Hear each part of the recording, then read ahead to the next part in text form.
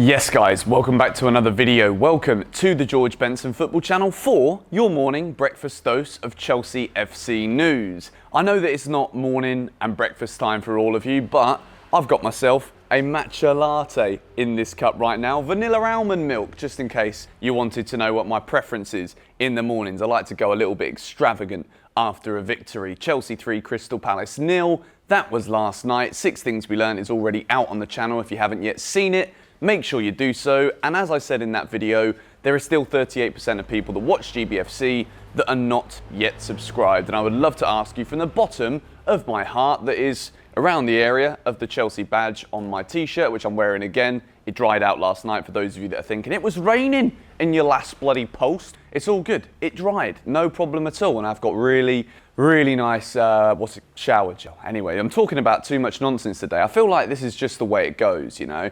When you get a big win like this, you talk a bit of crap when you wake up the next morning. But today, we're not here to talk about crap. We're here to talk about a couple of Chelsea news stories, one of which is kind of breaking news. And it's kind of sad, but at the same time, there's a lot of detail we can go into this. And it is, of course, regarding Tammy Abraham. There was a picture that was posted yesterday amongst all of the joyous celebrations of a wonderful Chelsea win. You've got all of the delight from Chelsea fans and people in the stadium, players, the manager, regarding Trevoh Chalobah scoring his first Premier League goal, a stunner, on his Premier League debut.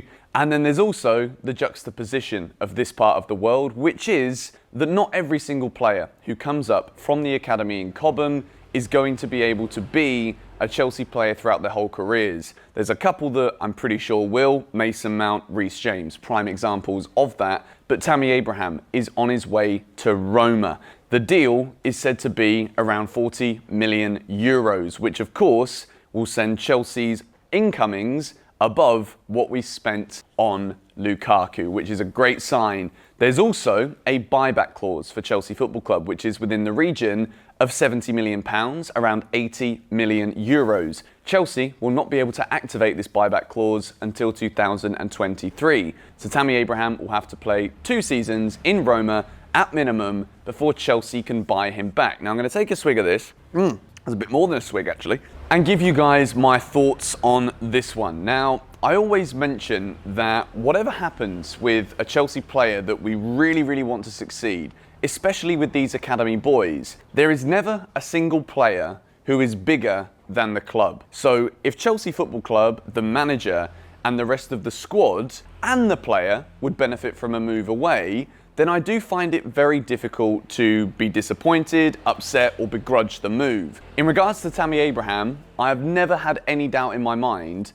that Tammy Abraham, throughout his whole career, will be remembered as a goal scorer. He's already done it at Chelsea. 15 Premier League goals in his first season, having just come away from being a teenager, is a fantastic record. However, Thomas Tuchel came in, and it was pretty clear, quite quickly, that Tammy Abraham wasn't really part of his plans. He got a few minutes in early games, and then all of a sudden, those minutes dwindled out, and Tammy Abraham didn't even make it into the FA Cup final matchday squad. From that moment, I think it was pretty clear that this summer, we'd be saying goodbye to Tammy Abraham. I wasn't sure if it was a goodbye with any idea of what could happen in the future, which of course a buyback clause does kind of stimulate that idea a little bit. But Tammy has kind of had this coming now pretty much since Thomas Tuchel came in. And as a Chelsea fan whose number one mission is to celebrate in life Chelsea winning trophies, and we are absolutely blessed to be able to do that, if the manager doesn't see Tammy as part of his plans, then it isn't within the best interest of Tammy Abraham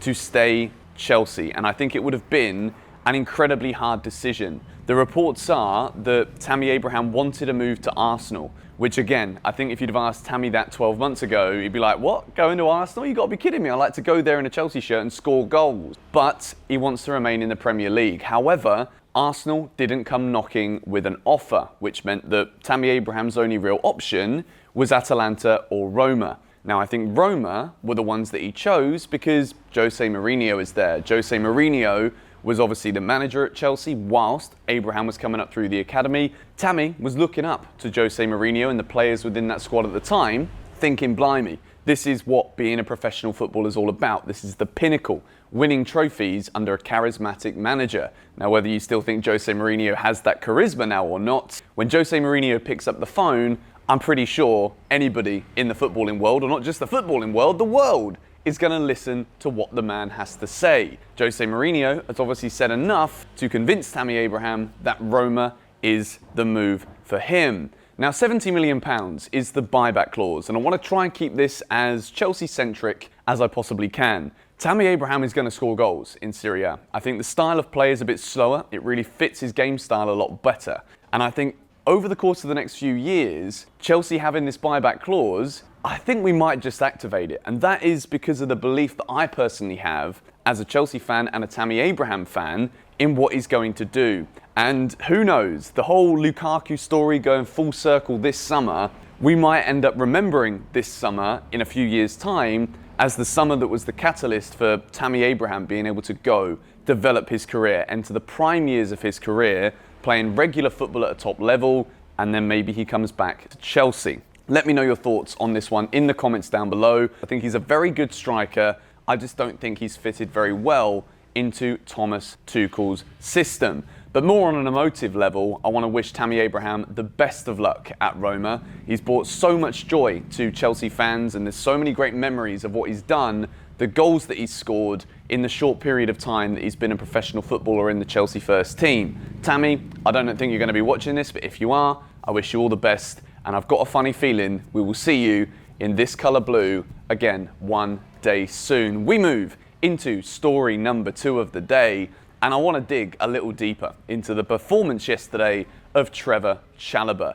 Nothing statistical, more speculative, because this is, of course, Chelsea FC news. Trevoh Chalobah, Premier League debut, scores a goal, gets man of the match. Super Cup, gets man of the match again. Phenomenal week of football from Trevoh Chalobah in a Chelsea shirt. Now, yesterday, social media was going crazy, looking up some of the old tweets that Trevoh Chalobah was sending about 4 or 5 years ago, and it's beautiful to see. He posted a tweet a few years ago saying, "I will make it, mum," in obviously as like an affirmation towards his late mother, which is absolutely beautiful. And when you see him go down to his knees yesterday and he breaks down into kind of tears, I guess, the camera angles weren't really favourable for us to see it, but you don't need to see the expression or the water coming out of his eyes on his face. As Pilaqueta runs over to him, puts his arm around him, proper captain material, and Trevoh Chalobah will remember this day or yesterday for the rest of his life. It was a flawless defensive display. He put on show so many of his attributes that, to me, really suggest that Chelsea don't actually need to go and spend 80 million euros on Jules Koundé, which is the rumoured target that we have at the club. I know that some people might look at this and say, well, Jules Koundé, 22.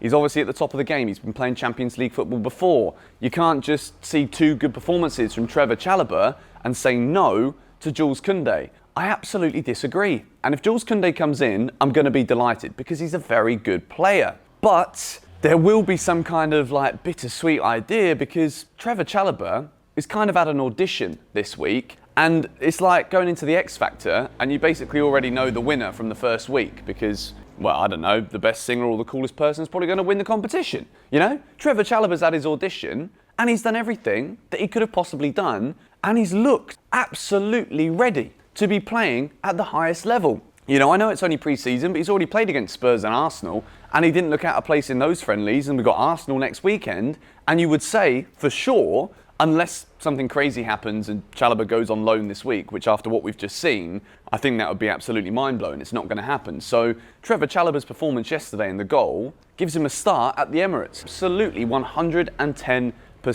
No matter who's fit and ready to come back in, Trevoh Chalobah deserves to stay. Now, to wrap up this kind of idea about Chelsea don't need Jules Koundé now, a lot of people are saying that, not just me. 80 million euros we were going to spend on Jules Koundé.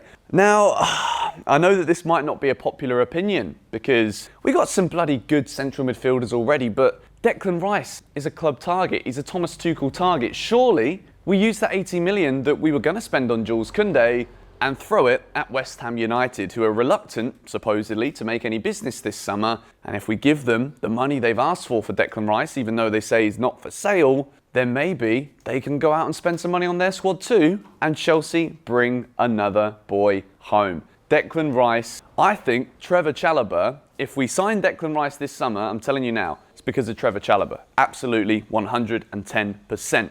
Anyway, cheers to that for the matcha latte. But anyway, going to wrap up this Chelsea news video here. I wanted to talk about Tammy Abraham and Trevoh Chalobah today. It's a good feeling right now as Chelsea fans. We were excellent yesterday.